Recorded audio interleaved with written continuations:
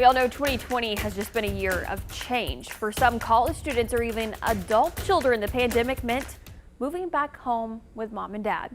Now, this can put a strain on the parents' finances, and that is why Scott Braddock with Scott Braddock Financial joins us this morning. He's got some advice on how parents can help their adult children without jeopardizing their retirement. Good morning, Scott. Good morning. So I actually know of some friends that have had to do this because of everything that's happened. So what is causing more adult children to move back home? Well, Stacy, the coronavirus pandemic has had a huge impact in some really unbelievable ways.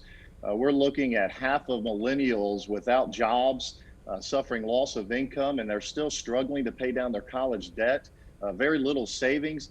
All of these factors have added up to roughly 27 million young adults moving back home with their parents. These are staggering numbers that we haven't seen since the Great Depression. Wow. So what can parents do? How can they navigate their finances when they have their adult children move back home with them? You know, every child-parent relationship is different. Every child's specific situation is unique. I do have some tips to help create a starting point. The first would be to clarify expectations. I think it's important to sit down with your child, go over how expenses are going to be met, such as utilities, room and board, and groceries, and set some really reasonable expectations there. I think the ultimate goal, if you do create an agreement even, would be ideal, or a contract, with the ultimate goal being a move-out date. That should be the focal point.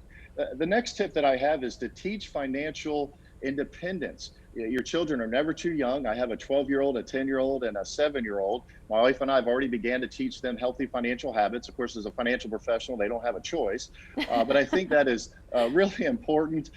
Create a budget. I have a budget worksheet on my website at scottbraddockfinancial.com that can be made use of. Next is to consider your own needs. This is so important. Many retirees have had to dip into their savings during these challenging times. Make sure you have a game plan to replenish those accounts.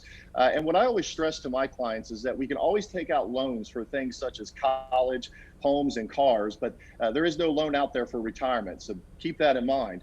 And then last, seek financial professional help. As a financial professional, I often wear many hats. I help my clients and their children prepare for college, and I help my clients all the way through retirement. I'm a big fan of education. That's why I teach at the local universities here in Greensboro on topics such as strategizing for Social Security and principles of retirement.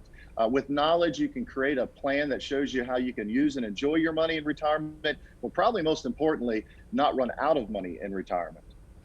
Yeah, such important things, while we're all dealing with what's happening in this crazy world during this pandemic. Important that we get our finances in check and really start planning and making a budget. So all good advice as always, Scott. Thank you for joining us.